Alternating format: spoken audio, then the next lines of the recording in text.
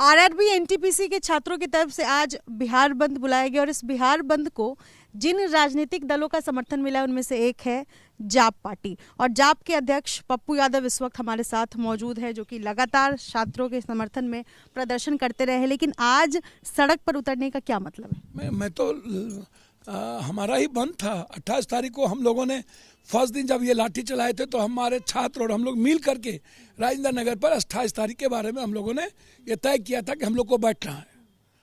उसके बाद आप मारपीट शुरू कर दिए। दूसरे दिन आप मुसल्लपुर में ढुक के मारे, प्रयागराज में ढुक के मारे, और बार बार ये बात आने लगी हिंसा हिंसा हिंसा। मुझे एक बात समझ में नहीं आई कि सरकार हमेशा लड़ने मरने के बाद किसान आंदोलन भी आप बैकफुट पर आए तब जब 700 लोग मर गई। आप कहते हो मेरा 56 इंच, आप 8 करोड़ आदमी 1 करोड़ की नौकरी के वादे करने वाले लोग अभी तक 8 सालों में 10 लाख नौकरी भी नहीं कर दिला पाए। अच्छा, उसके बाद हमारे पास कोई नौकरी नहीं है, या तो बैंक भी खत्म हो गई, बैंकिंग भी खत्म हो गया, निजीकरण हो गया।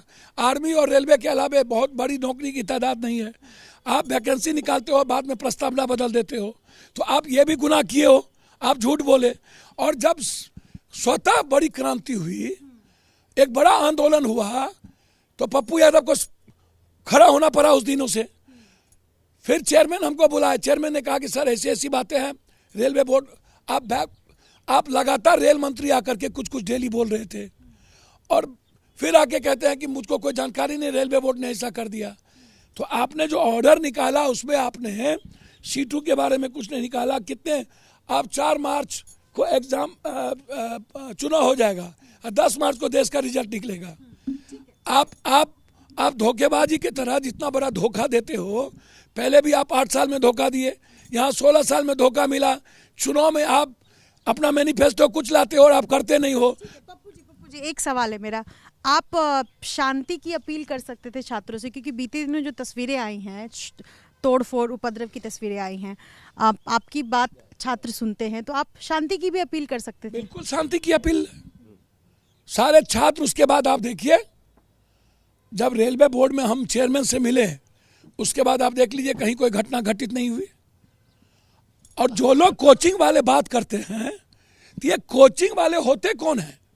जब आप कह रहे हो मैं कहीं नहीं हूं और पैसा लेकर के आप बच्चों को पढ़ाते हो, तो आप आका कैसे बन रहे हो?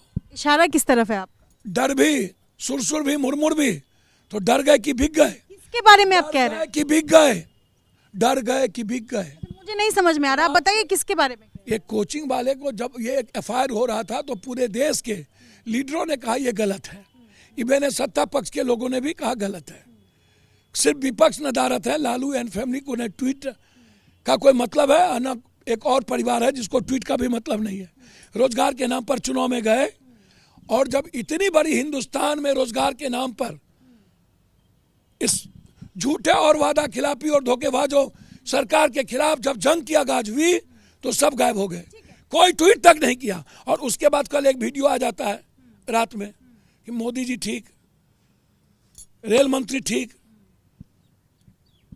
आप देश के प्रधानमंत्री को क्लीन चिट देंगे, आप पैसा लेने वाले एक टीचर। अब सुशील मोदी जी कहते हमारी बातचीत हो गया। अरे सुशील मोदी जी बातचीत हो गई तो जब पीटे जा रहे थे रेलवे स्टेशन पर 8 बजे, दिन भर हमारे बच्चे चुपचाप थे, तब आप कहाँ थे? और फिर मुसल्लपुर में ढुक के मारा, तब आप कहाँ थे? और बातचीत हुई तो ऑर्डर कहाँ है सुशील जी? और फरवरी के पहले करिए ना। दूसरी चीज, आप कह रहे थे कि कोचिंग वाले अपने बेनिफिट की बात कर रहा है इसलिए उसका आ रहा है, और आज कोचिंग वाले आपके पक्ष में खड़े हो गए।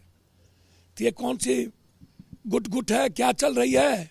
तो पप्पू यादव और बिहार और उत्तर प्रदेश और देश का छात्र जानना चाहता है कि जो शंका कोचिंग और सरकार, हर जगह की सरकार को लेके है कि इन लोग की हमेशा तालमेल रहती है, आपस में लेन देन होता है, क्या जब आप नहीं थे आंदोलन में तो फिर आपने रात में एक वीडियो जारी किसके कहने पर किया, किसके दबाव में किया?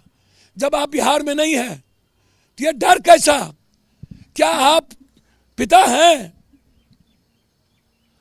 आप गुरु भी हैं, पैसा वाले, और उसके बाद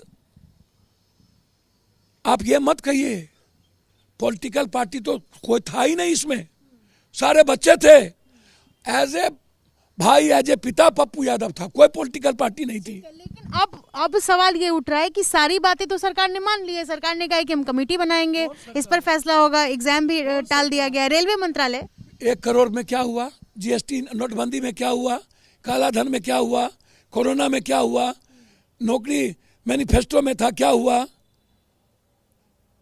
बिहार के विशेष राज्य में क्या हुआ, मान ले, विशेष पैकेज मान लिया, बाढ़ के सवाल पर सरकार मान ली, केंद्रीय विश्वविद्यालय दे दिया। इसका मतलब आप उकसाएंगे? उकसाएंगे भैया, मैं ही हूं कि एक एक छात्रों को मैंने अपील किया है, मरना सीखो, लड़ना सीखो, आवाज देना सीखो, किसी को मारना नहीं सीखो, जलाना नहीं सीखो। सिंगल पप्पू यादव। और मैंने कहा कि मैं पहला आदमी होऊंगा, मेरे बच्चों को आप गोली चलाओगे, लाठी चलाओगे तो मैं मरूंगा, मैं सामने होऊंगा, मैं तैयार हूं। मुझे यह बताए यह सरकार, केंद्र की सरकार, कि इतनी ज्यादती क्यों। दूसरी चीज, कोई विपक्ष तो थी नहीं, टीचर्स के पक्ष में सारे, प्रियंका गांधी से लेके सब लोग आए, मांझी जी आए, सभी लोग आए, इवन ललन सिंह तक भी बोल दिए। विपक्ष तो आज तक गायब। कल नैतिक समर्थन की बात कर रहा था। ये नैतिक समर्थन क्या होता है जनाब?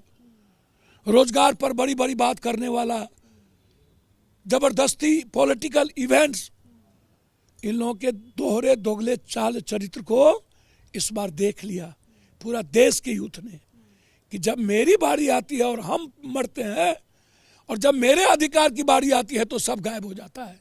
तो इसीलिए बहुत क्लियर है कि पूरा देश आज देख रहा है कि बिहार और यूपी के बच्चों की दुर्गति जानवर से बदतर कैसी है।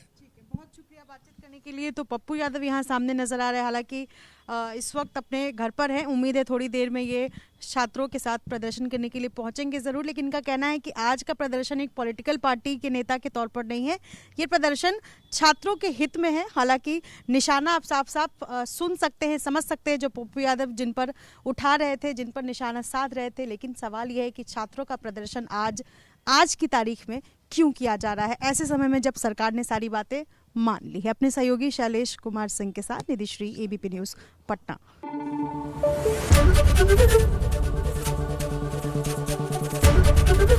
एबीपी न्यूज़ आपको रखे आगे।